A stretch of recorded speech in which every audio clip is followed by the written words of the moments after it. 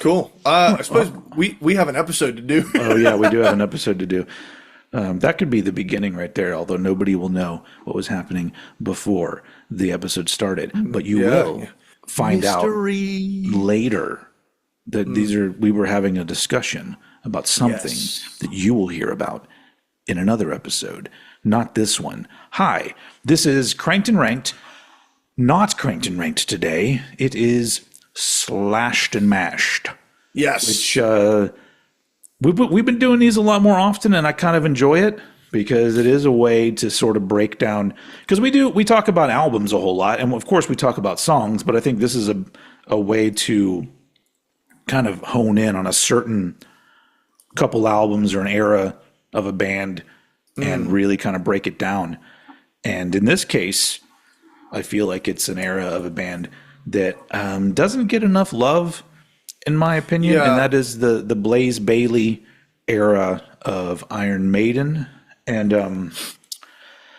I mean, once we get into this, because I have some thoughts on why this wasn't successful, as successful as, previous Maiden or even future Maiden, or I guess it's not future anymore, whatever. But on Slash and Mash, okay.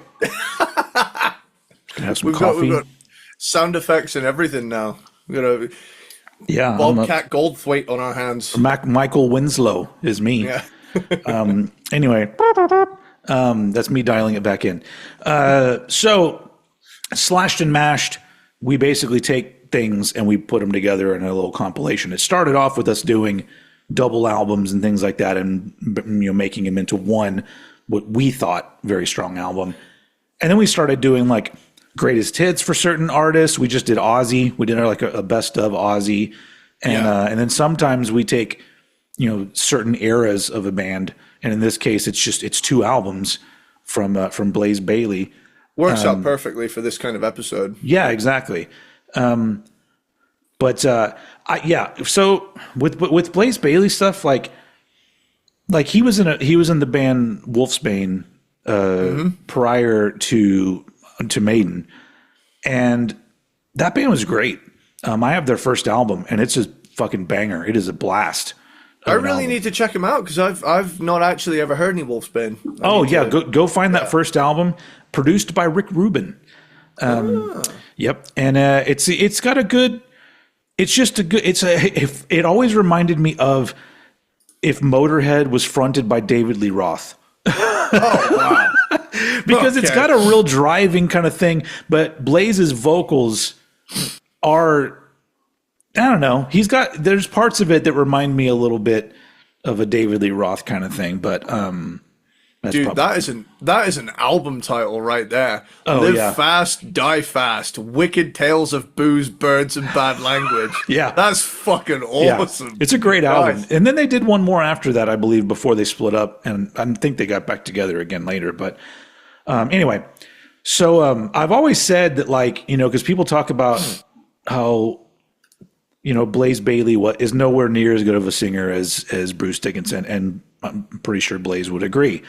But and in certain ways, I feel like he was a little in over his head, especially once they started touring, and all of a sudden he's having to sing Bruce Dickinson songs.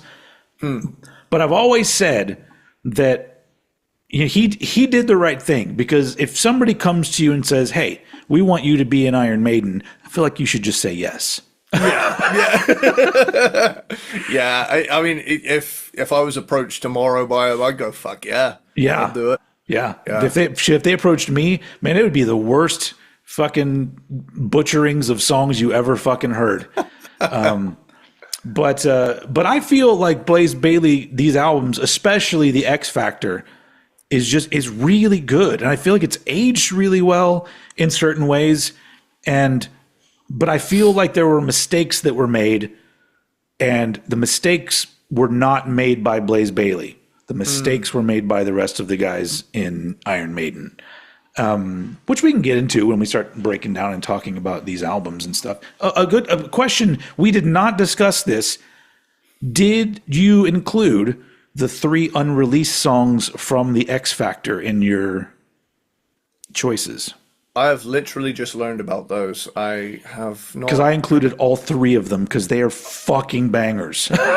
so maybe we don't, but we'll just work with the 2 albums. But I'm telling you right now, if you just right now go to like YouTube and look up Iron Maiden Judgment Day, Blaze Bayley. This is the kind of song they should have been doing a whole album of on the X Factor. Okay, So let's give him a minute. Okay. I don't care about Schwarzkopf fucking hairspray right now. Schwarzkopf. Wunderbar. I don't know. Fucking got to be. There we go. Already right out of the gate. Holy fuck.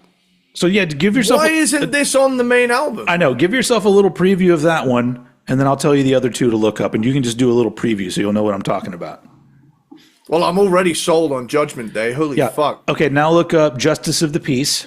Iron Maiden, Justice of the Peace. Okay. Justice of the Peace. This is another one. Just a fucking banger. Dude. Mm-hmm. Sorry, guys, for the silence. It's okay. If there's one thing I can point to on the X Factor is that a lot of it feels quite drawn out and slow. Mm-hmm. There should have been these quicker songs. Where the fuck were these? Yeah. Okay. Last one is called "I Live My Way." Okay. Which is the weakest of the 3 to me, but it's still really good. Okay. Hold up. Iron Maiden. I Live My Way. I Live My Way. I know that there's a song called Virus that isn't on either of these albums. Well, I didn't include that one because I have not heard that one. Okay, I'm just having a quick little skim. So maybe there's one I didn't even know. So this has more of that classic Maiden gallop kind of thing in it. But it's really good with his voice, with Blaze's voice. Yeah. Yeah, dude, why weren't those on the fucking main album? One of the things I'm saying is that Iron Maiden fucked up. Whoever was making the choices, I'm assuming probably mostly Steve Harris, but they left those songs out, and then they literally, like, for 2 albums they do a whole bunch of songs with overlong soft intros that kind of seem the same. And so they did Blaze a little bit of a disservice, because what they should have done is made this a middle ground between Bruce and Paul Di'Anno. Paul Di'Anno. Jesus Christ. I agree, because Blaze absolutely fits between the 2 of them. Right in the middle of those 2. Yeah. Yeah.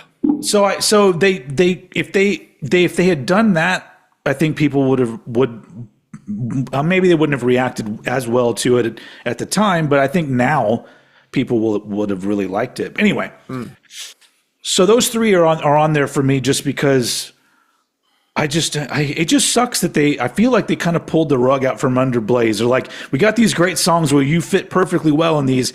Those are not going on the album. Those are going to be bonus tracks on the Japanese version or whatever. Yeah.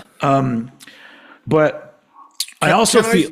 Go ahead. Oh, you go first, because I've got a pretty big. I was going to say. I know you do. I was also going to say that I feel like you can hear in some of the songwriting that Steve and the other dudes were still writing, thinking of Bruce Dickinson singing, because if they literally had taken some of the songs and lowered them down a couple keys or something, then he could have shined a little more on it. But they just kept it in this area where you know that Bruce would have sang this, but Blaze doesn't have that high register, so he's down here, which doesn't sound quite as good with some of these songs.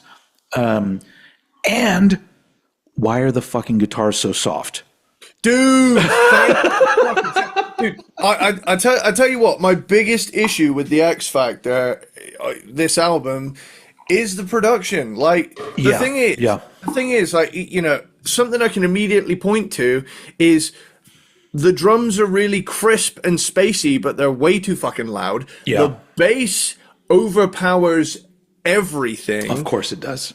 Blaze Bayley sounds like he's in a different building, let alone a different room. Yeah. And the guitars are buried in the mix. But like Not only that, they like turned the distortion way down. You can barely Yeah. hear any distortion. It's just there is no oomph in the guitars. Yeah. Like that is the saddest thing about this album is both of them don't sound that great to me. yeah. So really, like if in a perfect world, we would be tasked with creating the perfect Blaze Bayley album, but we would also be remixing it. That's what we would be doing. Yeah, we would be adding space to fucking Virtual 11, and we would be adding oomph to the X Factor, leveling them out a bit. And then putting in these, songs that were left out. But anyway, so what we'll do is we'll go through and we'll talk about the albums, and then, I kind of did how you do now, because I actually have red, greens, and yellows where like I can kind of go either way on these. So and then at the end of it, we'll put it together in some sort of playlist that you're free to go create and whatever. Yeah. I mean, I don't know. But I do, Or I do make think, your own. Make your own. Yeah, as long as you're out there listening to some Blaze Bayley Iron Maiden, because I feel bad for the guy, because I feel like he showed up and gave it his all, and then people just like don't talk about it really anymore. It's like, Bruce is back. Woo! I'm just like, yeah, but Bruce came back, and then it got kind of boring. Yeah. It's kind of like, and please don't take this the wrong way, Maiden, if you're watching this. There are some bands that, they have that triumphant comeback, and then they do the same album over and over again. Yeah. And after a while, it's like, okay, I kind of want something a little out of left field now. I mean, like Chili Peppers have made the same album since 1999. Yeah. So, yeah. And but I mean, I don't know, whatever. I mean, that people are still buying the albums and going to their shows. So who the fuck are we? yeah, at the end of the day. What we can do is we can highlight Mr. Bailey's contributions when he was lucky enough to be the singer of Iron Maiden. And Cool. So starting with the X Factor from 1995, some of these like this particular first track, Sign of the Cross, Should not be track one. first off, shouldn't be track one, but also I wouldn't include it because it's an 11-minute song and there's not very much Blaze on it. So I don't hate the song, but I gave it a red X because I'm just like, yeah, it's for 11 minutes, it's taking up a lot of time and it's good, but if this is a Blaze Bayley compilation, I feel like it doesn't have much on it. What did you think about that one? I put it as green because I had it in mind that I thought it would be cool to redeem this track in a way by having it be the closing track on the album. Okay. Do kind of like a Rime of the Ancient Mariner situation where you save the longest track for the last. That's not a bad idea, actually. I've got it as green, like that classic Maiden thing of finish with an epic. Yeah. But I'm open to changes, being as you've got it in red. Oh, Yep, we got a storm happening right now. damn! I thought that was your dogs rustling around. No, it is. Damn, I'm dude. like, is that hail? That sounds loud. Hopefully we retain power or maintain power through this. Anyway, I'll do that thing where I pull up the weather app, which is totally unhelpful, to see if it's supposed to stop sometime soon. Nope. It's going to just be raining. Okay. We've got a bit of a rainfall ASMR vibe going on. Yeah. Nice. Dude, do you remember? I think it was either the Cinderella episode or a Pearl Jam episode where it was raining so hard out my window that you could hear it. Yeah. Yeah, that was quite nice, actually. Yeah. Yeah. Well, so let's leave Sign of the Cross for now. Okay. because that's not a bad idea. Lord of the Flies got a yellow from me. Whoa. I love this. We don't have to pay for these sound effects. They're just free, happening right here. This is fucking cool. I think Lord of the Flies is a good song. I just, for some reason, it never kicks in for me. Like, I feel like it should have a bigger chorus or something bigger that happens in it, but it's just kind of a good song, not a great one. What do you think? I think it's good. I think it's one of the singles, isn't it? Yeah. Yeah. I think it's a good song. I've got it in green. Okay. Ultimately, like, I would consider this album to be a perfect example of that mid-90s grower album syndrome, Yeah. where there are several albums for me from the 90s that took a few listens to really click. Yeah. But when they did, it was... Are you sure that there's not a fucking war going on outside, man? No, it's just thunder. The war hasn't started yet. Yeah. God is pissed off. Yeah. He's like, old head didn't have sign of the cross. That's where it started. I was like, nah, no sign of the cross. And he's like, fuck you. Okay, well, once again, we'll hang on to Lord of the Flies. My first big old fucking green is Man on the Edge. Same. Which I love that song. And I think it's one of those examples where they nailed it, where the song fits Blaze's voice really well. He's able to shine. It's kind of it's what they should have been doing with him. I really think that they should have had on these albums maybe like one kind of big epic song, and then the rest of them they literally should have just gone, no, we've got this guy with this different kind of voice. Let's do some music that works well with him. And then they didn't, which is kind of shitty. But so we're definitely keeping Man on the Edge. That's a definite. So that's the first one going in for sure. Fortunes of War, it's the same thing for me, where there's not enough Blaze on the song.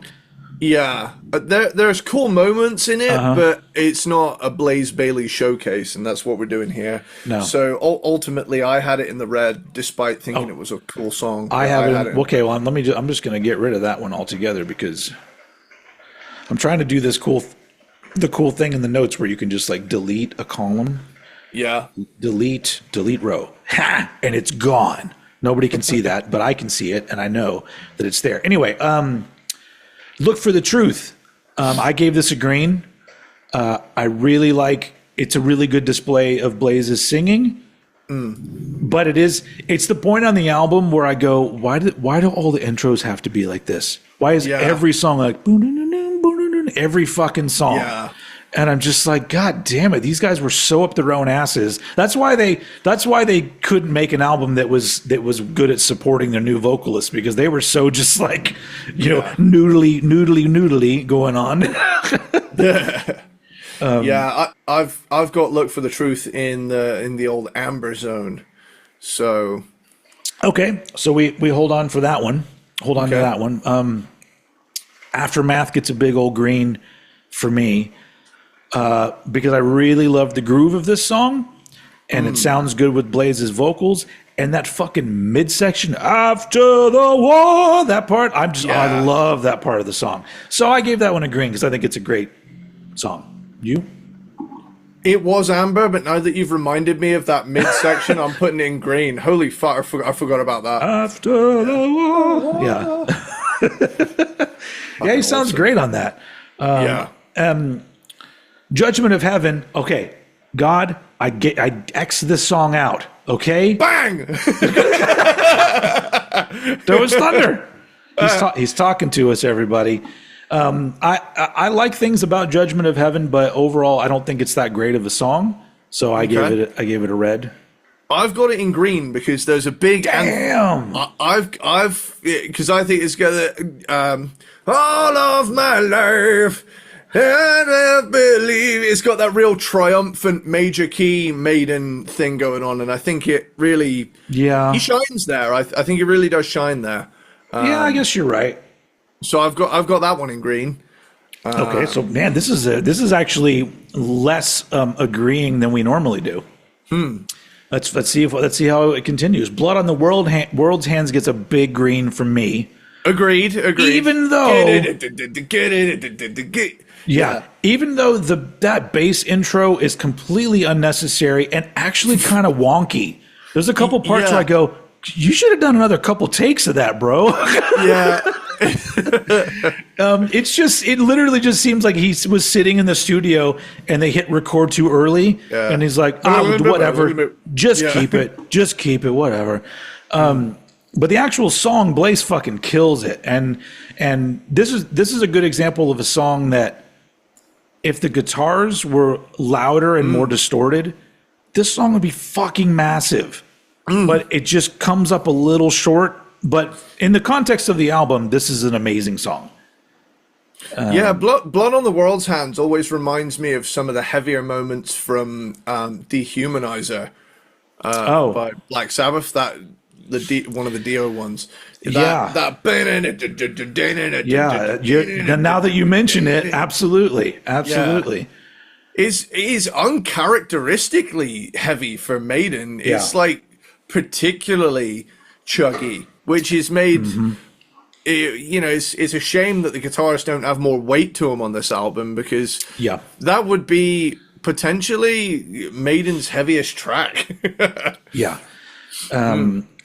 And then we get to what did we? We're on Edge of Darkness. Edge of Darkness gets a red X from me.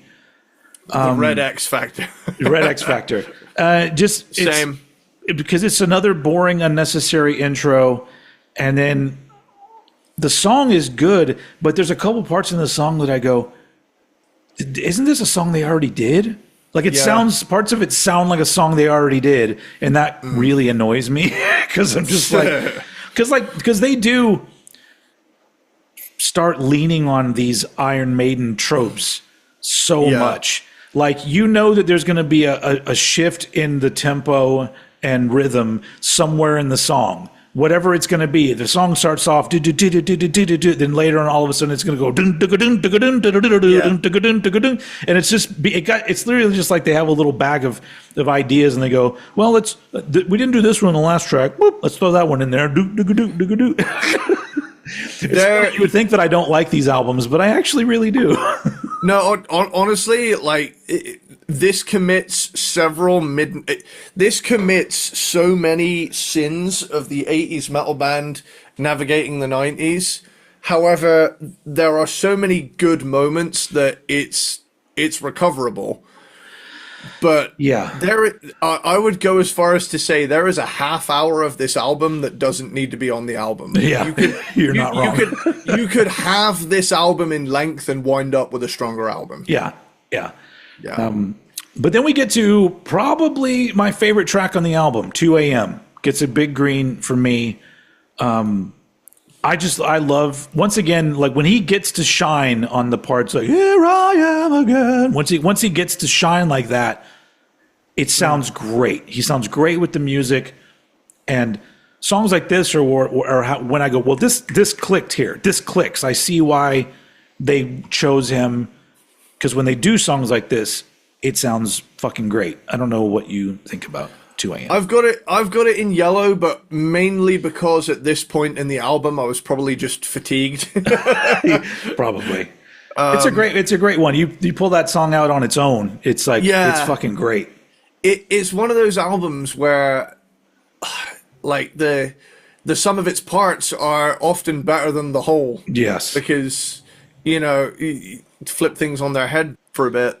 So much of this album, most notably noodly unnecessary intro passages, which they continue on the next album too. Yes. And then every album after that. Okay, well, we'll hold on to that one. That one's we'll go back to it. Unbeliever got a check from me, green check.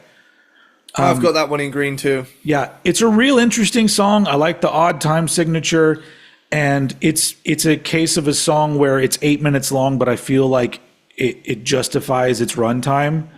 because it's entertaining and it's interesting, and Blaze sounds good. The musicianship, of course, is great. I mean, they're fucking incredible musicians, except for Janik, really. But I mean, he's okay. Or is it Yannick? How do you say his name? Poor Yannick. I just love those videos where they isolate his live guitar track, and it is a mess. Like, geez, dude. Okay. Not that I could do any better. I couldn't. Well, simply put, for all its faults, the X Factor has a lot of redeeming qualities, and I agree. I would say it's a grower album. Yeah, for me. So from this album, we kept The Unbeliever, Blood on the World's Hands, The Aftermath, and Man on the Edge. Those were the 4 definites, right? Are you keeping a tally over there? Sorry, there's a vacuum cleaner on the other side of this door. Man, we got a storm on one side and cleaning on the other side. I think it's more of a chase. Oh shit! Holy shit, dude. If we lose power, we may have to continue this. Fucking hell. I'm glad we got that on camera. Me, completely, that was startling. And it was bright out there, too. Startling. That sounded not far away, either. No. That was close. It was close because the light happened at the same time as the sound. Yeah. So it's right the fuck over. You want to know something crazy that happened one time when I was about 12 or something? I just watched Terminator 2. And the nuke scene where people are fucking melting and screaming and everything's on fire and buildings are blasted apart and fucking trees are blown back and shit like that, right? I was having a nightmare about that, and literally it was during a thunderstorm, and I literally woke up when the blast went off in my dream. I went, huh! And then immediately flash outside, boom! I'm thinking it's the end. Yeah, it's the end times. Yep. Yeah, I was you have conjured the Armageddon. Yeah. There's only 2 times I've ever woken up screaming. That was one of them. I was like, "Fuck!" And then the other one. You froze. Is that on my end or is that on your end? I believe that would have been on your end. You're the one with the storm. It says my internet connection is unstable.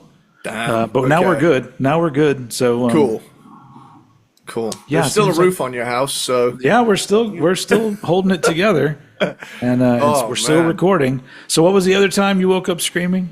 So one time I had a nightmare so vivid it fundamentally changed my year. Wow. I can remember because I'd gone to sleep, and I was living in a different house at the time, and I was about 15 years old, 14 or 15.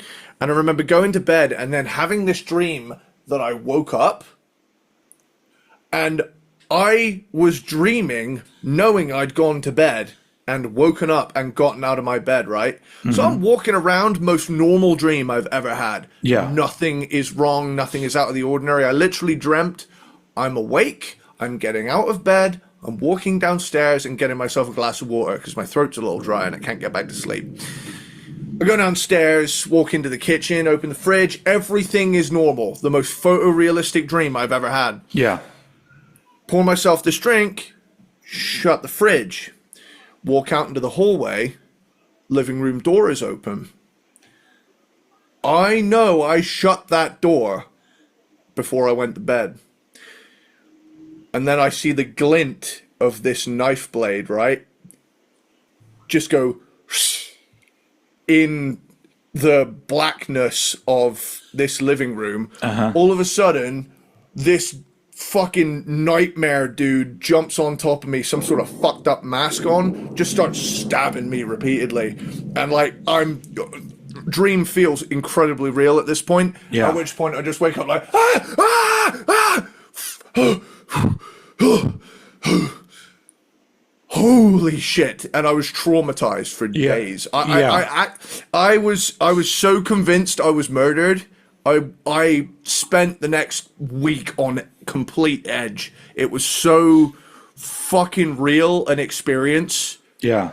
that I didn't believe it was a dream. I just thought I was like in the afterlife or some shit. And I was like making sure things were real. You had to like be like Bruce Willis in The Sixth Sense. You going around, can everybody see me? Yeah. Do you see other dead people, or can you see me normal? It was crazy, man. Like that is the one time I've had a dream that I did not stop thinking about for a week. I was real weird for like the week following that. It was fucked. Man, related but not scary dreams that used to annoy the shit out of me when I was younger is I would always have a dream like where like I got up and got dressed and showered and ready for school and got on the school bus, and then my alarm went off and I'm just like, God damn it, I'd already started my fucking day. Yeah, I hated that. You want to know the worst one? I dreamt an entire day of school, then woke up and had to go to school. Oh, Jesus. No, I feel like if that happens, you call in. It's a mental health day where like your brain already put you in school. You're done. I think I did. Come to think of it, I think I did. Shit. That's to be fair, I was so freaked out by that one as well that I was like, I am not going anywhere today. I am not okay. Yeah. Man, I still have nightmares sometimes that I have like a report due or some kind of test. Really? And then I'll wake up and that's the most relief I've ever felt. Like, oh fuck, I don't have to do school ever again. Still traumatized by that bullshit. Anyway, Blaze Bayley. Yeah. So okay. Are you jotting those things down? The four that we kept. So the four that we definitely kept are run me through them again. I'm just gonna put a little asterisk. I believe it's Man on the Edge. Man on the Edge. The Aftermath. Yeah. Blood on the World's Hands. And the Unbeliever. Okay, cool. So that we have four so far, and then for those three that you just heard, the unreleased tracks from the X Factor. Do you want to include those? How do you feel about those? Because I know you just heard them. So, honestly, Judgment Day. Just so I can have another kick-ass song in the world that's called Judgment Day. Yeah. Okay. Let's throw Judgment Day on the list, just so we have a B-side on there. Not a B-side, but you know. Do you know what we should do?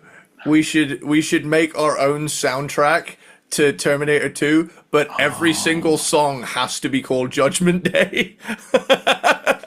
Yeah, and then we have or to do Under the Gun. We're only allowed two song titles. So your first idea, because ladies and gentlemen, Eddie Sparxx and I have a musical project coming soon. But you mentioned that, and I immediately go, we should totally just pick some random movie and do a soundtrack to it that nobody asked for. You know? Yeah. Like whatever that might be, I don't know. We'll do fucking Iron Eagle. They already have a soundtrack, but we can do another one. Maybe we'll pick a movie that doesn't have a kick-ass soundtrack and we feel like it should. And then we make that soundtrack. And then that'd be great. Anyway, future project idea. Not future real, like a track from Virtual 11, which I hate it. I hate like I'm so dumb. Like I look at XI and I'm like, what number is that? So much so that I had to go look it up, and I'm like, okay, it's Virtually 11. That makes sense because it's their 11th album, I believe, too. So it makes sense. Anyway, from 1998, which is a good, 3 years after the X Factor. But and it's the same year I was born. It came out less than 2 months before I was born. There you go. And at this point, they liked Blaze enough that they kept him on for another album. Even though, I read that, they would, on the tour for X Factor, they would have to cancel shows because Blaze his voice would give out. And I honestly, that's the thing. There's probably an interview with Blaze somewhere out there, but I would just like to hear from him, how fucking exhausting was that? Having to all of a sudden be the Iron Maiden frontman, where, on the tour, they probably only played 2 or 3 songs from the X Factor, and then he had to sing Run to the Hills and whatnot. Oh God, yeah. I'm gonna look it up on like Setlist FM. Yeah, so Iron yeah, Maiden. Iron Maiden X Factor tour. I'll put Iron Maiden X Factor tour. Okay. Average set list for the X Factor tour. Okay, hit me. Man on the Edge, Oh, good one. Yeah, Wrathchild, perfect. Heaven Can Wait. I mean, I love that song. Wait.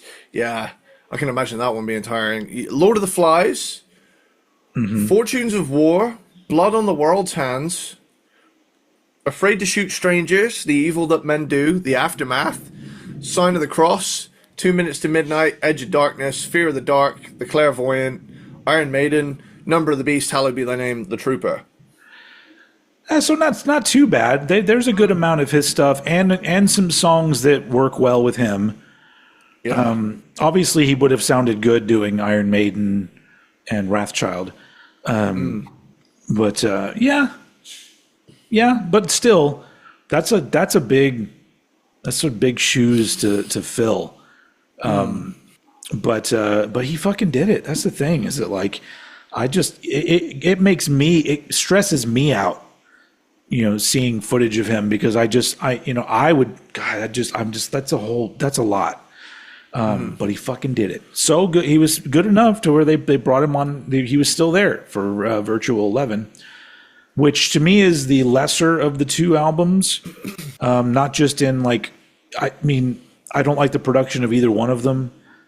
But this one has less songs that are like exciting to me. But Future Real is a great starter. I gave that one a green check mark because it's like a 3-minute song, short and sweet, kind of perfect for Blaze, I feel. It also, to me, I've got that in green as well, so we're keeping that one. I think that there are elements of Virtual 11 that are better than the X Factor. Most notably, you can hear the fucking guitars. Yeah. But ultimately, I think had X Factor been mixed in a way that, reminded you that you were listening to a metal band, I think, if the production on X Factor, I don't even think it's a recording problem, it's a mixing problem. Yeah. And I think that the guitars really are the biggest offender there. But I'm not a huge fan of the production on Virtual 11 either, but I will say that I think oomph-wise, Virtual 11 pops out of the speakers a bit more. Yeah. But yeah, I also think that Virtual 11 initially, had it kept its side A pace up, would potentially be a more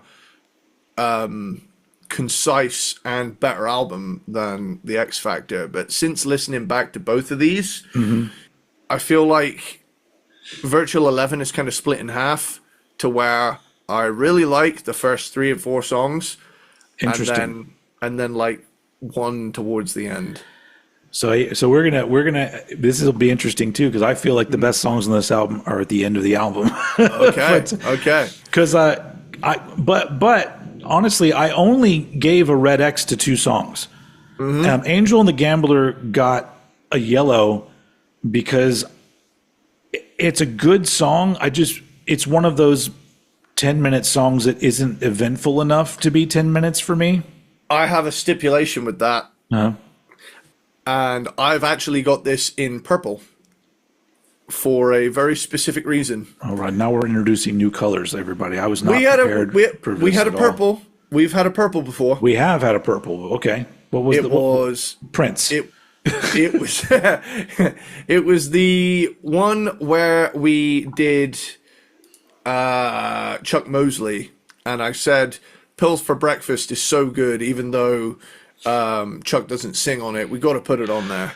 Oh, I see what you're saying. Okay. Yeah. But in this case, I really wanted to highlight that the Angel and the Gambler music video or edit version should be the one that goes on the album, because there is absolutely no fucking need for this to exceed 4 minutes in length. So okay, I like that idea. So the caveat can be that we use the single edit of Angel and the Gambler, because I had it yellow, but like that leads me over to green. If so, put that on there. Angel and the Gambler edited version. I'll put Angel and the Gambler edit version. Sometimes an edit, we've talked about this before, an edit of a song is sometimes what a song needs. There's for the longest time, because that's how I was introduced to the song, Black Number One by Typo Negative. I prefer the fucking edited version of that song because I like the way that it begins. It cuts out all the repetitive bullshit from that song and it basically just boils it down to the core of why that's a fucking great song. And then the album version, I'm like, Jesus Christ, are we repeating this again? Like, what? Like, why did we need this? And but I feel like a lot of. Don't you think I'm a savior? Don't you think I could save you? Yeah. Don't you think I could save your life? 8 hours later. Yeah. Don't you think I'm a savior? So okay. So Angel and the Gambler edited version goes on. I also have a yellow for Lightning Strikes Twice, only because like it starts off okay. The middle of the song is real underwhelming for me, but the ending it really comes through at the end, and I go, oh okay. But then I can't forget like the other rest of the song. I kind of go, it's not great, but it really recovers from it. So I'm not against this being on the list, but not 100% for it. I have it in green, but I have another funny thing to mention here. Okay. They missed a golden gang vocal opportunity, but they just made poor Blaze try and sing it all. Yeah. Lightning, lightning, strikes twice. Lightning, lightning, strikes twice. Trying to fit in. I mean, I like syllables. that part of the song a lot, but you are right. It could be stronger with some gang vocals. Strikes twice, lightning, lightning, strikes twice. When we do our remixed version of these songs, we'll add our own gang vocals to that song, and we won't tell anybody. God will know. I was going to say, we've got a little divine intervention happening here. You will not remix these songs. They're perfect the way they are. Think about it, old head. You get mad when people talk about remixing and justice for all. You say they should just leave. And God, you're definitely omnipotent. Like, you know all the things. I know, because I am God. That's my God voice. Yeah, you get him, God. Yeah, you get him. You get him, God. That's Scrappy Doo in hell trying to get into heaven. Really, I would hope. Really, in a perfect world, you get up to heaven and you meet God, and this is what he sounds like. God damn it, baby, no, I'm gonna tell you one time. Dude, happened during the thunder. With the lightning strike, dude. Lightning strikes twice. Yes, well, lightning has struck several times on this show. This song goes on there because you had it green and I had it yellow, and that means cool, sweet. That's how it works. I'm not even worried about the number of songs. Let's just give Blaze his flowers now. Cool. Klansman, big old red X for me. Okay. Pretty boring song. Too long. Not enough Blaze. It doesn't check any of the boxes for me. How do you feel about Klansman? I have it in yellow. Get rid of that bitch. We've only gotten rid of 2 songs so far. It's gone. Lightning. Yep. When Two Worlds Collide gets a red X for me just because if we're having to like whittle down songs, it's just not great. Okay. How Cool. do you feel? I've got it in red. Oh shit! Get the fuck out of my list. Get the fuck out of here. This is fun when it works. All right, now we get to my favorite part of the album because honestly, there's 3 greens in a row here. Because Educated Fool is a great vocal from Blaze, and there's a really great energy to this song, and so that one has a green for me. I don't know how you feel. You don't like the latter half apparently. I have 3 ambers now. Okay. where it's like I'm not quite sure which should go on. But one thing I will say, I do like "Don't Look to the Eyes of a Stranger." Me too. Me But too. but is it me, or is like the very end of the song out of time with itself? Yeah. Don't look to the eyes of a stranger. Yeah. Yeah. It's like there's not the right amount of beats there for Blaze to fit "Don't Look to the Eyes of a Stranger." So it just kind of feels like, hey, you should say the title of the song at the end. I don't think I need to. No, do it. Do it. Try and fit it in. Don't look to the eyes of a stranger. Yeah. You're not wrong. Seriously, if anybody here wants a good laugh, go and listen to like the very last 15 seconds of "Don't Look to the Eyes of a Stranger." It's fucking funny.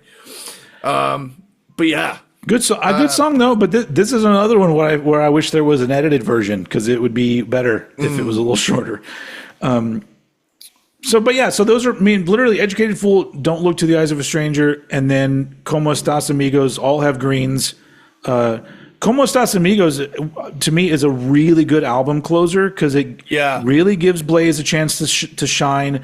It's a cool song, and I liked the way that it wraps up the album. So, but obviously we can give or take any of these songs. I think out of the three, my favorite is "The Educated Fool." But I don't know. But you had ambers for all three? I like what you said with "Como Estás, Amigo." Yeah. Because it gives it is a Bailey showcase. Yeah. Because he's a good singer, and you give him a chance to do his thing, and it sounds great. So yeah. I always have been a little bit annoyed that the whole song, they should have just done the whole song in Portuguese, because that's what it's supposed to be, right? It's not Spanish. It's supposed to be for like Brazilian fans that it was written, something like that. I read something about that, where it was like a love letter to their I think they're Brazilian fans. I'm not sure. I could literally just go to the wiki and tell you this. Let's do this right now. I'm gonna Como.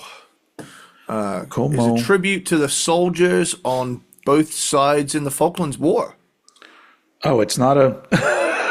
Where did I get my information from? Oh man. Damn. Well, then what does that have to do with Spanish? Where the hell's the Falklands? You don't know about the Falklands? I mean, I know, but where is that? That's Argentinian kind of territory, right? It was a okay, so I would be right. Brazil, yeah, Portuguese. Anyway, okay, that was totally useless, because we don't know shit, and somebody out there is just like, you fuckers didn't even do your research. I know. Man. God doesn't even have anything to say about that. He's just quiet now. Still raining though. Just I'm staying out of this one, guys. I'm touching that one with a 10-foot pole. Yeah. You know how I feel about the Brazilians. They're great. I agree. Brazilians are great. There's some great fucking metal that still comes from Brazil. Sepultura. Oh yeah. Got a new Soulfly album coming out pretty soon. And it sounds like they're going back to like incorporating all the tribal type shit in it, and I'm excited about that. Anyway, so what did we keep from this one? Future Real.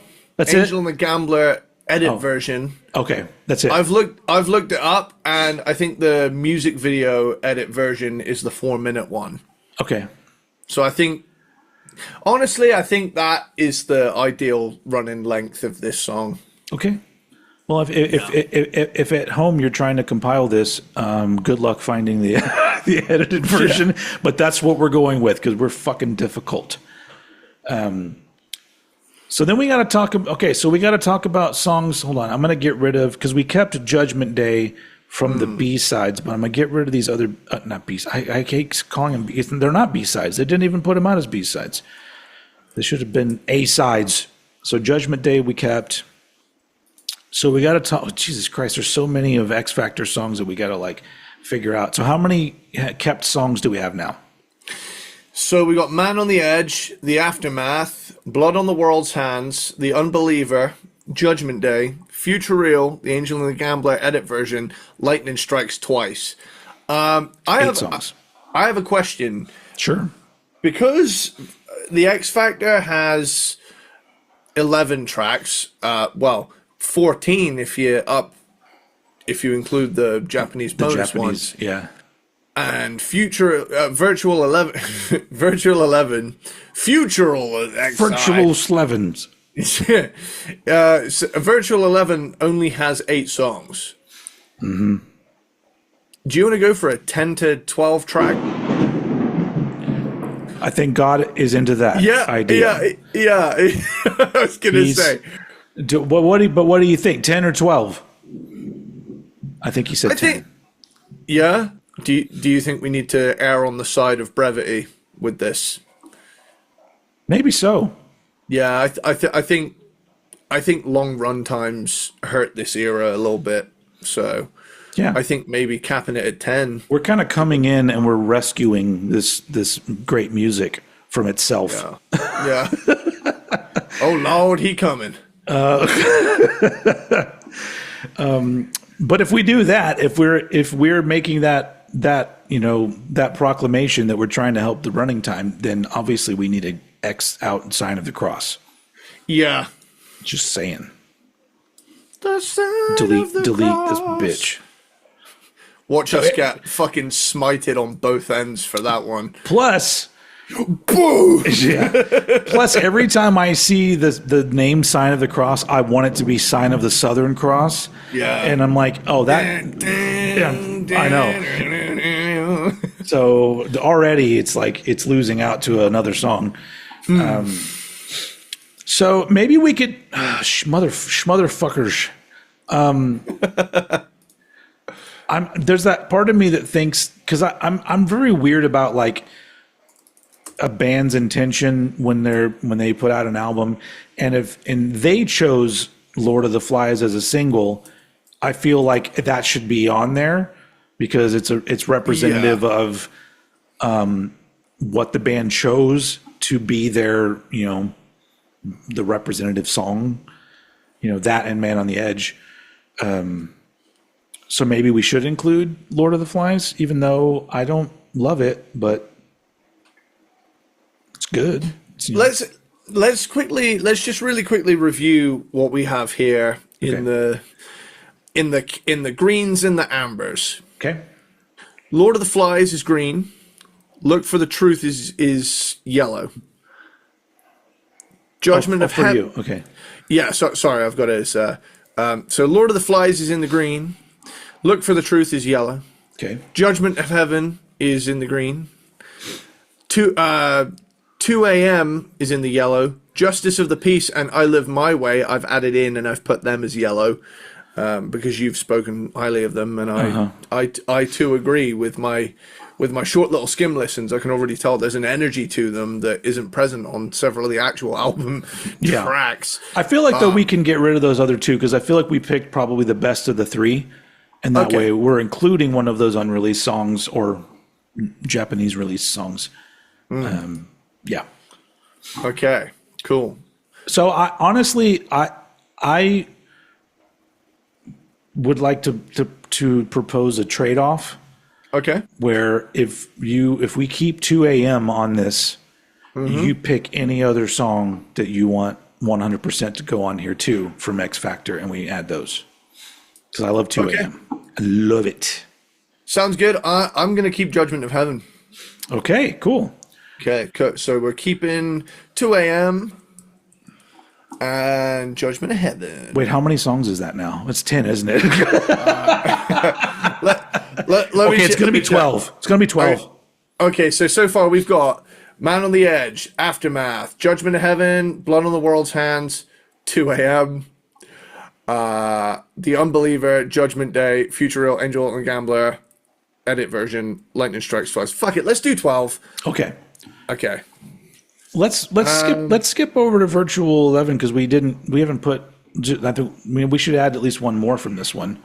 Yeah, you want at least half this album. What is out of what we have left? What is your favorite that we haven't already added? Honestly, I like the idea of having. Now that we've gotten rid of Sign of the Cross, I do think Como Estás Amigo is a really good closer. Yeah. Yeah, put that on. I think that's a great idea.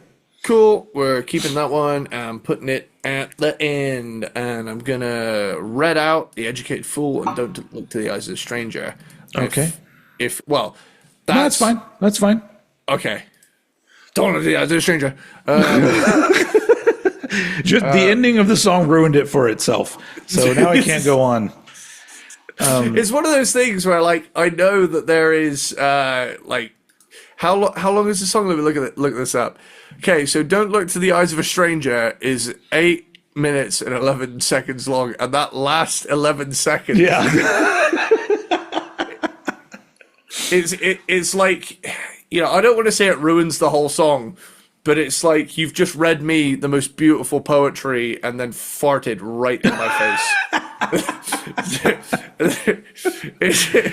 It's got to be the first time that Blaze's delivery has ever been compared to a fart in the face. 8 minutes of epic.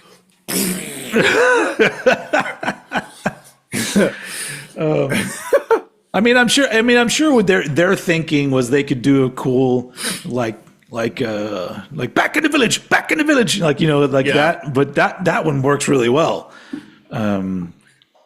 This one didn't work as well. I feel like more thought was put into that. Yeah. Just yell over the ending.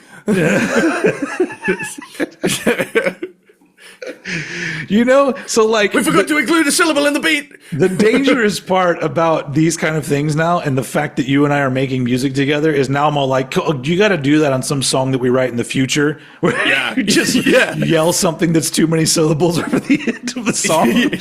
Yeah. Great idea. Yeah. Inspired by one of the greatest songs from Iron Maiden that we didn't include on the Blaze Bayley compilation. So can I just say as well, someone in the writing process was listening to Queensryche when they made Virtual 11, because there's a song with a lot of Queensryche chords. Yeah. And Don't Look to the Eyes of a Stranger. Yeah. I sense an influence there. I'm sure. Yeah. I don't think they would admit it, but yeah. Someone had Empire in their cassette deck, is all I'm saying. Oh, yeah. That's a fucking banger. Yeah. Of an album. Empire. Also pretty long, but still good. Yeah. Yeah. But that's when it was all happening, man. That early 90s, that were like, what do you mean we can do 80s, 80 minutes of material on here? Just put all the songs Every second must be song. Yeah. Anyway. So ultimately, we are left with... We have one more track to choose. So we can either choose Lord of the Flies or Look for the Truth. Oh, we're doing another Virtual 11 at the end? Oh, sorry. No, never mind. No. Well, that's what we're left with. So we got Sign of the Cross is red, Fortunes of War is red, Edge of Darkness, Justice of the Peace, and I Live My Way are in the red. Klansman, Two Worlds, Educated Fool, Eyes of a Stranger, they're all in the red. So we're literally just left with Lord of the Flies and Look for the Truth. So hang on. Man on the Edge, Aftermath, Judgment of Heaven, Blood on the World's Hands, 2 AM, Unbeliever, Judgment Day, Future Real, Angel and Gambler, edit version, Lightning Strikes Twice, Como Estás Amigo. Yeah, we literally have one song left. Do you want Lord of the Flies or Look for the Truth? So that's a difficult one, because I think I actually like Look for the Truth more than Lord of the Flies. But once again, Lord of the Flies is the single, which I feel like I always look at these things like we're actually putting these out for the public. And there's that part of me that goes, people might know Lord of the Flies, and it's a good reminder, like, of just like, oh, remember this song? This is Blaze. Well, Man on the Edge was the first single. Oh, it was. Oh, okay. And Lord of the Flies was the second. Well, then fuck Lord of the Flies. Let's go with Look for the Truth. I mean, that's just me. How do you feel? I'm gonna give that to you because I think the case I've just made for it is, I mean, we're not bound by any rules other than our own opinions on this show. Yep. So, Lord of the Flies gone. Look for the truth kept. Rules. Cool. So Yeah, look for the truth. Is Blaze sounds really good on it. That's the big thing for me is that the intro is kind of boring. Along with it's just like another one of those intros. But like once it kicks in, I think Blaze sounds really good. yeah. But I didn't realize how many of these songs have Blaze Bayley writing credits too. So I don't know if that means he wrote like I'm assuming lyrics, or maybe he came up with song ideas too because he has writing credits on Man on the Edge, Look for the Truth, Aftermath, Edge of Darkness, 2 a.m., Judgment Day. He has that on it. Como Estás Amigos, he has that. Future Real. So I'm assuming that, he came up with vocal ideas or lyrics. Who knows? But anyway, so we just I was going to say, well, now that we have all that information, I've had an idea. Okay. For the title of this, Virtual X Factor. Oh. Because Virtual XI, it kind of just leads straight into it. I like that. It's almost like the good idea was just right there in front of our faces, and we saw it and went, oh, let's do that. Virtual X Factor. I like that. So now we got to like kind of order them. We got to sequence it, man. Which really, like, so much of this is like it could go in any order, but I feel that we're onto something with Como Estás Amigos being the last song, but the first song, I almost feel like we give some love to Virtual 11 by putting Future Real first because it's a good short little 3-minute opener. Yeah, it's a punchy one, and it really think kicks the doors in, and then we can go on to something a little longer. Sounds good to me, man. Future Real, kick things off. What now I'm all like, did we get rid of Edge of Darkness? Yeah. Okay, I'm trying to like make this make sense to me right here. 2, 4, 5, 6, 7, 8, 9, 10, 11, 12. What? We got rid of Lord of the Flies. Sorry, guys. I know this is really interesting podcasting here. Okay, now we got it. Now we're here. Maybe I feel like we should keep the brief energetic thing kind of going for the first couple of tracks, and maybe we could do Man on the Edge second. Oh, I like that, Man on. So it's almost like a 1-2 punch. Yeah, you got to have a 1-2 punch in there. Absolutely. And then that way we can save like Judgment Day for a little bit later when we need that later album, punchy lift. Energy kind of thing. We might as well just go with a fucking long one after that and throw in Angel and the Gambler. But we've got the edited version of that. Oh, you're right. Yeah. Good thinking. Good thinking, us. Should we? What's the longest song we have now? Because we got rid of Sign of the Cross. That's going to be Unbeliever, I believe. Unbeliever. How long's Unbeliever? 8 minutes and 5 seconds. And it's I in my opinion, it's worth every minute. It's a great one. Okay, cool. If you're down, we'll put Unbeliever at that point. Unbeliever, yeah. I mean, we've had 2 punchy ones, 2 short ones, and then the longest one. Yeah, that's a cool sequence. Yeah, I like that. Yeah, cool. Okay, what next? Should we have a bit of a chunky one with Blood on the World's Hands? Yeah, if you want to, I was going to say we're hanging out with the X Factor, but there's so many X Factor songs that we included. So yeah, let's do that. Blood on the World's Hands with that wonky ass fucking bass intro. In our version, we're going to edit that out. Sorry, Steve. But yeah, unnecessary. But yeah, I still don't understand why they okayed that. Like he He's a better bass player than that. Yeah. Well, whatever. All right. So I feel like we need to jump back over to Virtual 11. Maybe here's where we can put in the Angel and the Gambler edit. Yeah, we could put I'm thinking either Blood on the World's Hands is a bit slower and chuggy, right?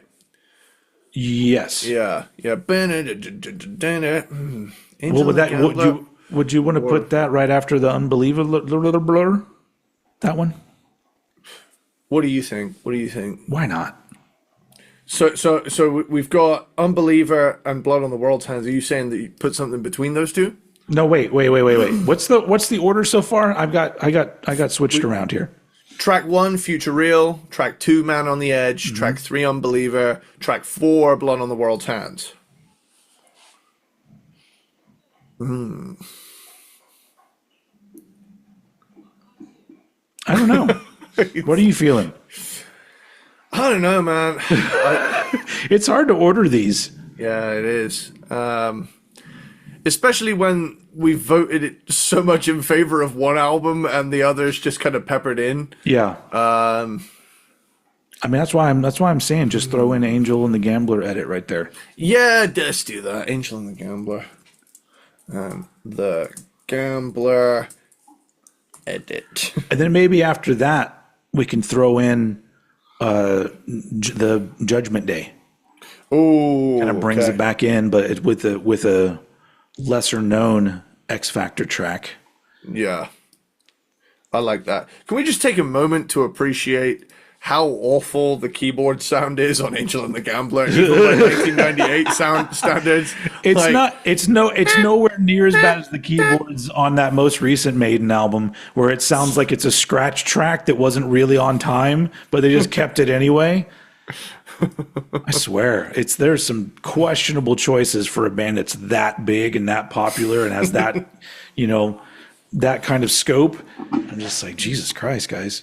And we say this out of love. Like, we absolutely adore Maiden. I'm not into much of what they've done in this millennium. I really like The Final Frontier. I know people don't like that one that much, but I really like that one. But other than that, like, there's so much of it that is just underwhelming to me, especially like comparing it to like that first run of Iron Maiden all the way through. I'm gonna, we can stop it at Seventh Son, because I think everybody knows that once you get past that, people have issues. But that run alone, comparing it to anything that they did in this millennium, no. I mean, a lot of bands have like a run of 4 to 5 albums that are considered classics. Some only have 3. Yeah. Maiden had a run between 1980 and 1992 where they put out an album nearly every year, and nearly all of them are considered classics. Yeah. And the one that's not considered a classic, I fucking love. Yeah. And so, I mean, honestly, all the way through Fear of the Dark, I think Fear of the Dark is also really good and has some really underrated tracks. And I would Be My Guide is fucking top tier. I would even throw X Factor. I would say all the way through X Factor, I think, even with the shortcomings of what which has nothing to do with Blaze, obviously, as we've said, I'd still include it in, like, if I'm going through their discography, listening to it, this is still a point where I go, all right, I'm still on board. I'm still into what's going on. But anyway, that's just me, because I know that there's a lot of people who love, what was that? Brave New World. People love that fucking album. And it's fine. It's a fine album. I mean, it's all right. Like, yeah. But once again, I hate shitting on other people's loves, because I know some people, like, that's a big album for them and they love that album. And I'm the last person that's going to say, you're wrong, it's not good. So, because that's stupid. That doesn't do a service to anyone out there to talk that way. So I just don't happen to like it. But that's, I'm not going to say I have the best taste in the world, but I kind of do. I am. I didn't hear any objections. This is where it strikes me specifically on a completely other part of the planet. So therefore, confirmed by God himself, I have very good taste. Nope. We're in the clear, I think. We're in the clear. So there you go. Lord, give me a sign if I actually don't have good taste. I'm not hearing no claps. Nope. For those of you out there who are religious, the big man himself, he confirmed it. Anyway, where are we? Speaking of judgment of heaven, Yeah, let's throw that in there. should we have judgment day and judgment of heaven? Yeah. Yeah. Judge and of heaven back to back. Fuck it. Let's have the two judgment songs back to back. Yeah. Bit of a laugh in it. You're having a laugh. So we're at this point we're left with, because we already have Como Estás Amigos at the end. So we're left with Lightning Strikes Twice, 2 a.m., and Look for the Truth. Yeah. Or have we already done the aftermath? Is the aftermath? No, we haven't put that in there yet. With fucking words. Put the aftermath next. Okay. Cool. Please. Cool. So, Judgment Day, Judgment of Heaven, Aftermath. And then maybe after aftermath. Yeah. Lightning Strikes Twice. Cool. Bring the pace up. And then we can put Look for the Truth, Cool. followed by 2 a.m. Ooh, 2 a.m. and Como Estás. Is that two slow ones back to back? Well, In a different way, I suppose. yeah. Yeah, you know what? You're not wrong. Maybe oh man, I don't know. Why don't we flip 2 a.m. and Lightning Strikes Twice? Okay. Maybe, so after, does that work? So it goes Aftermath, then 2 a.m., then Lightning Strikes Twice, Look for the Truth, Como Está Amigo. Yeah. Cool. So Aftermath, we got 2 a.m. After Aftermath. After Aftermath. Okay, so to recap, just to make sure we're on the same page. Track 1, Future Real. Mm-hmm. Track 2, Man on the Edge. Okay. Track 3, Unbeliever. Okay. 4, Blood on the World's Hands. Yep. 5, Angel and the Gambler edit version. Okay. Yep. The music video edit that's 4 minutes long. Yeah. 6. Everybody pay attention to that distinction. That exact Yes. version. Yes. 6, Judgment Day. 7, Yep. Judgment of Heaven. Yep. All the judgments right there. 8, Aftermath. Mm-hmm. 9, 2 a.m. Okay. 10, Lightning Strikes Twice. Uh-huh. 11, Look for the Truth. No. Okay. Can we switch? No. No, actually, I was going to say, I feel like Lightning Strikes Twice should be the penultimate song. Oh, yeah. No, I agree. Don't you think? Okay. Swap them. Okay, I like I just that. want to give myself a pat on the back for using the word penultimate. I love penultimate. I love penultimate songs. My favorite song of all time, Hold the Line, is a penultimate song. Oh, it is. Yeah. From the classic Toto. Do they refer to it as Toto 1 or just Toto? I guess. Yeah. I mean, there's a... As soon as you start numbering your albums, I think it's fair to say. I mean, Queen retroactively now called the first Queen album Queen 1. So, Yeah. Cool. yeah. So we've got Future Real, Man on the Edge, Unbeliever, Blood on the World's Hands, Angel and the Gambler, music video edit, Judgment Day, Judgment of Heaven, Aftermath, 2 a.m., Look for the Truth, Lightning Strikes Twice, Como Está Amigo. I think that's good. That's a pretty good showcase, I think, for that era. I really feel like it gives all the different sort of flavors of what they were trying to do at that point with Blaze. Even though I feel like they should have made more, put those shorter rockers on there, because I feel like that just worked so much better. But I guess that's not where their hearts were, you know. And probably told Steve Harris there doesn't need to be 2 minutes of bass intro here. Yeah. Well, I mean, famously, apparently, is it Steve Harris that was going through a divorce when they did X Factor? I believe so. And don't everybody please understand that, you know, I know Steve Harris is a huge songwriting force behind this band. Oh yeah. But, you know, I feel like at this point in the band's career, there was probably a level of, this guy wrote so much shit, we can't tell him no, you know? That's a big problem with a whole lot of bands, is that there's always somebody in the band that everyone's afraid to say no to. Yeah.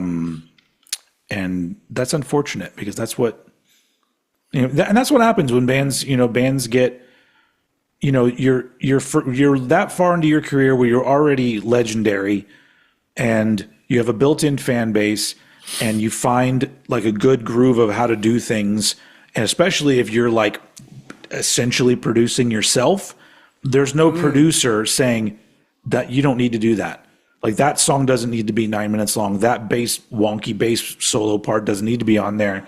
You don't need to fit in the title of the song rapidly at the end of the song. Well, you know, because I feel like that's what a good producer would do. Which is what I've always wanted to do. I think I probably said this before. Like, I would love to be a producer, like in the old school way of producing. Like I want to have an engineer that works with me. Yeah. So like, that's the technical person, but I'm the one that hears the music and directs the band and says, "Hey, let's make the best version of what you got, and here's how it should be." I'm gonna be like the Bob Rock, you know. That's gonna be me, or the Rick Rubin. Which I like better, because that means I could just take naps. So I was going to say, Rick Rubin has the best job in the fucking world. Yeah. Straight up.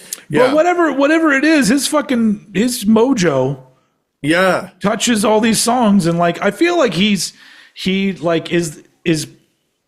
mean, I've obviously never worked with him before, but I feel like he's the kind of guy that comes in with some really helpful shit and then just leaves you alone. You know, it's like, like, here's some ideas. I think we'll make this good. I'm gonna go take a nap, and then like that's Rick Rubin. Yeah, because I mean, his name is all over so much fucking iconic music that he can do whatever the fuck he wants. It's not his fault that Death Magnetic got all like brick walled to shit.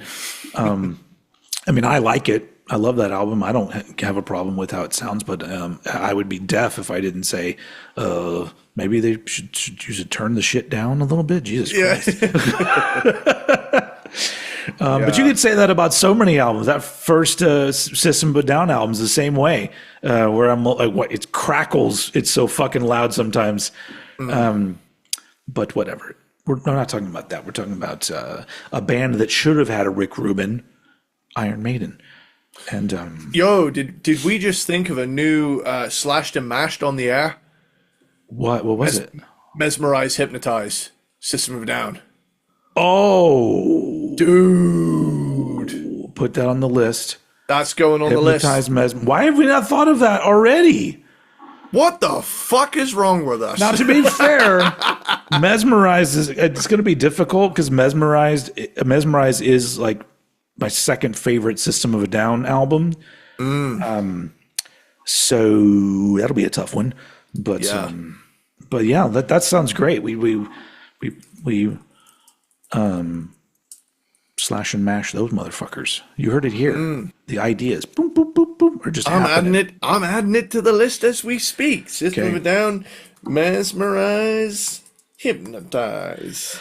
So that's our track. We've now slashed and mashed and made our compilation, which is called Virtual X Factor, which is just a celebration of Blaze Bayley, because he, I feel like he did a really great job, and as I've said before, yes, we will be doing the Tim Ripper Owens Judas Priest albums, because I feel the same way. I have gripes about those albums, but I also feel like there's good things about those albums, and I feel like Tim did a really great job and deserves, some to be highlighted, even by small potatoes podcasts like ours.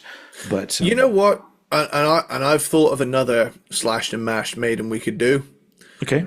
No Prayer for the Dying and Fear of the Dark. I feel like we could do those albums justice too, because I feel like those are incredibly underrated for how good they actually are. I agree. Yeah, that's that for later down the line. Fear of the Dying.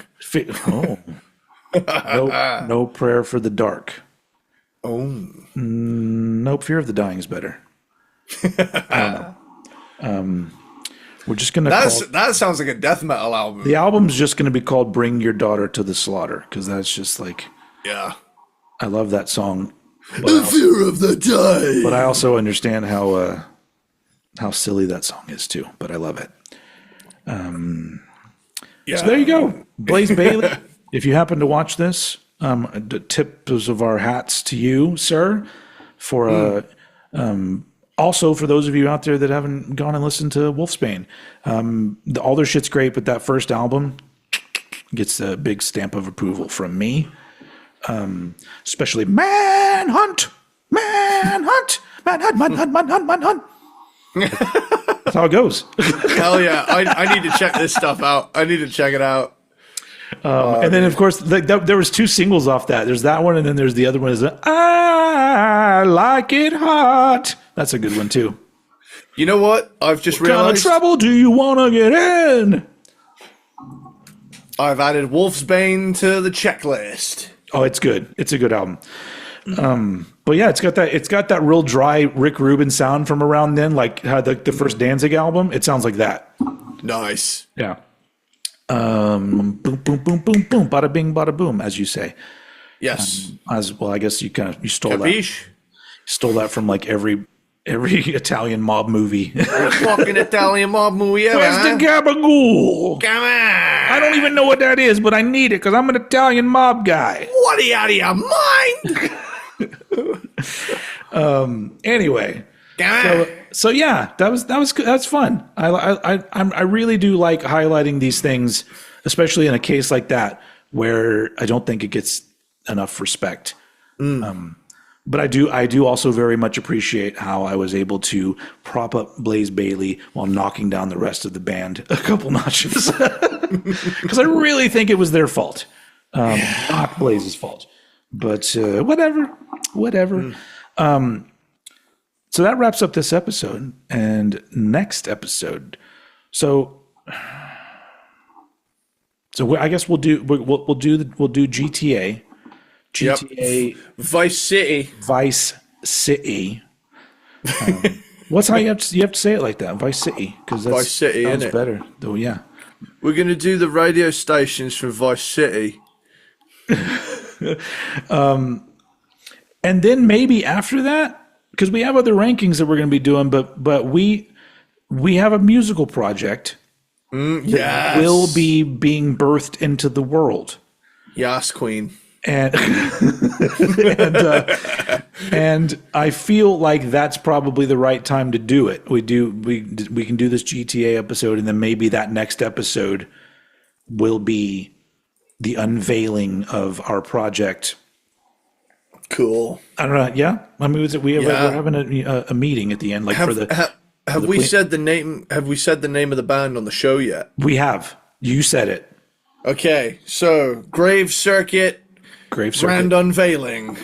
So yeah, so it'll be. So what we're going to be doing for that is do like an album premiere type. Type, and I say album loosely because it's like a mini album. It's 8 songs, 20 minutes. It's in and out, just like your mom or something. We're going to be in and out your mom with our music. But I wanted to do like a whole episode where we can play each of the tracks for everybody to hear. We'll talk about how it came together. We'll break down the songs, like, from my standpoint, what I did, what Eddie did. And then, after that, it'll be available out there, Bandcamp and SoundCloud, for starters anyway, just because I'm not interested in paying to put music up to then be disrespected by streaming services. They're just like, you've had 500,000 downloads. Here's 7 cents. Okay, great. Might as well just have it on Bandcamp for everyone just to download for free. So name your price, baby. Yeah, name your price. So we'll be doing that. But next week, very excited to be ranking the radio stations from GTA Vice City. Hell yeah, we are. And I'm going to be playing the game a little bit this week too, just to get a feel for it. I'm not good at those games at all. I am apparently very good at these old Nintendo games. Like last night, I fucking played Blades of Steel for the first time in like 30 years. It's the hockey game. So much fucking fun. And I forgot how it's so like some games from that era, like it started and the music started playing and like the little sound effects started playing, and I immediately felt like it was 5 o'clock in the morning and I had been eating Sour Patch Kids all night long and playing video games. Yeah. And I was like, oh, this is awesome. Blades of Steel is that great hockey game where you can get into fights. Nice. But anyway, I'm having a blast with the old Nintendo stuff. I've gotten some really great games. Some of which I haven't even played yet, but nice. I've recently acquired a Nintendo Wii, and I've been basking in the Fruit Guerrero aesthetic for the last month. So it's a very nice place to be. I've spent a lot of time in the last 48 hours just getting strikes on the bowling. Nice. I got very good at bowling very quickly. I always find myself accidentally throwing the ball backwards, and then everybody like jumps up and spins around. I did that a lot initially. I still do it now, but I've recently discovered the golf on there as well. I love the golf one. Yeah, that's the only kind of sports I want to do. Wii Sports, exactly. Yeah, or hockey. I'm gonna play hockey. But it's going to be on an old school Nintendo. Anyway, so thanks everybody. Peanut butter platypuses, aluminium squirrels, Belvedere ball sitters, Christmas dogs. We appreciate you guys.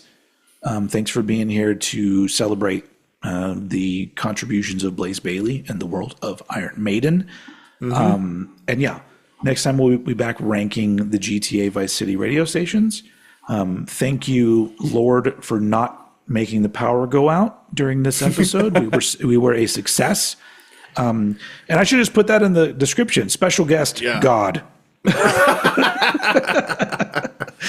And then, I mean, he showed up. So anyway. So that's the end of this episode of Not Cranked and Ranked, Slashed and Mashed. I hope you enjoyed it. Thank you very much. We will see you again next time. And as usual, I'm going to throw it over to Eddie Sparxx to take us out. Salve. Un caffè con latte, per favore. ¿Por qué? I just ordered a coffee with milk in Italian. I've been learning Italian. I wanted to try it out. Nice. Yeah. I feel like I got the accent down as well. It's the first time I've really tried it out. I don't know any Italian whatsoever except for spaghetti. I don't know. That's it. Is this the ending still? Are we still doing the ending? Why are you all still here? It's over. We're done. Arrivederci. That was good. That's a good ending.